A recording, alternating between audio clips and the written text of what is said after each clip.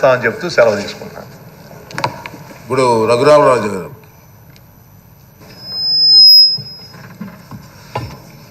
పదహారవ శాసనసభ సభాపతిగా మిమ్మల్ని ఏకగ్రీవంగా ఎన్నుకున్నందుకు హృదయపూర్వక శుభాభినందనలు తెలియజేస్తూ, నన్ను ఎంపిక చేసిన సభానాయకులు చంద్రబాబు నాయుడు గారికి, ఎన్నుకున్న నా ఉండి నియోజకవర్గ ప్రజలకు, శాసనసభ్యుడిగా నాకు మొట్టమొదటిసారిగా మాట్లాడే అవకాశం ఇచ్చినందుకు మీకు నా ధన్యవాదాలు తెలియజేస్తున్నా.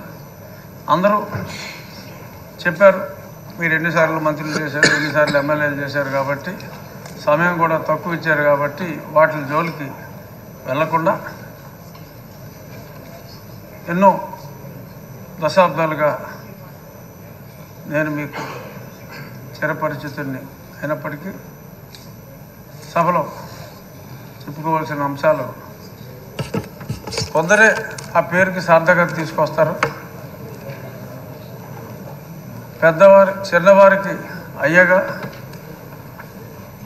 మీ తోటి వయసులందరికీ అన్నగా, రాష్ట్ర ప్రజలందరికీ ఎంతో ప్రీతిపాత్రుడుగా, అయ్యన్న పాత్రుడుగా పరిపూర్ణమైన పేరు మీకు మీ తండ్రి గారు పెట్టారో తాతగారు పెట్టారో, ముందుగా వారికి నా ధన్యవాదాలు తెలియజేస్తూ, ఈ సభ పామరులందరికీ అర్థమయ్యేలాగా సరళమైన భాషలో మీరు మాట్లాడతారు.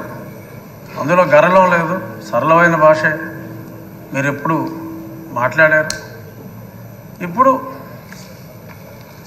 మీరు పిఆర్ కాలేజీలో చదువుకున్నప్పుడు ఒక గ్యాంగ్ లీడర్గా, రాజకీయాల్లో ఇప్పుడు ఒక మాస్ లీడర్గా, ఇప్పుడు మా శాసనసభను ఒక తరగతిగా భావిస్తే క్లాస్ లీడర్లా కాకుండా ఒక క్లాసిక్ లీడర్గా మీరు ఉంటారు అనే పరిపూర్ణ విశ్వాసం మా అందరికీ కూడా ఉంది. నిన్ననే మరి సింహంలాగా చెప్పుకునే వాళ్ళు సభకు వచ్చి వారి పేరు కూడా మర్చిపోయేలాగా పెప్ప అన్నారు.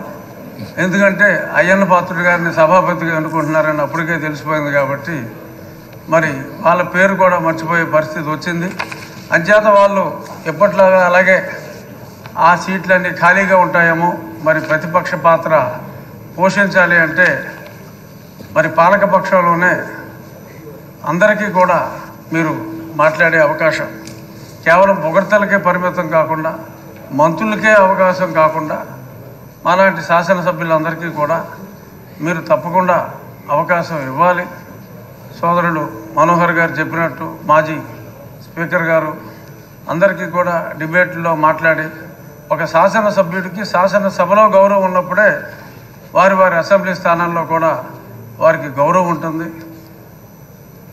శాసనసభ్యులందరి గౌరవం కూడా మీరు కాపాడగలరు అని మనస్ఫూర్తిగా భావిస్తూ, మరిన్ని ఉన్నత శిఖరాలు ఒక రాజకీయ నాయకుడిగా, ఒక ప్రజల మనసు దోచుకున్న వ్యక్తిగా మీరు మరింత ఉన్నత శిఖరాలకి ఎదగాలని, మిమ్మల్ని మేము ఎప్పుడూ కూడా రాష్ట్ర ప్రజలు కూడా బీసీ నాయకుడిగా చూడలేదు. కొందరు నాయకులు ఇప్పుడు అన్నారు బీసీ నాయకుడు అని, కానీ ప్రజలందరి మన్నన ఉన్న అపరూపమైన నాయకుడు మా అయ్యన్న పాత్రుడు అని చెప్పి, ఒక వర్గానికి మిమ్మల్ని పరిమితం కాదు, అందరి నాయకుడు మా అయ్యన్న పాత్రుడు, అందరి పాత్రుడు మా అయ్యన్న పాత్రుడు అని చెప్తూ ఆల్ ద బెస్ట్ సార్.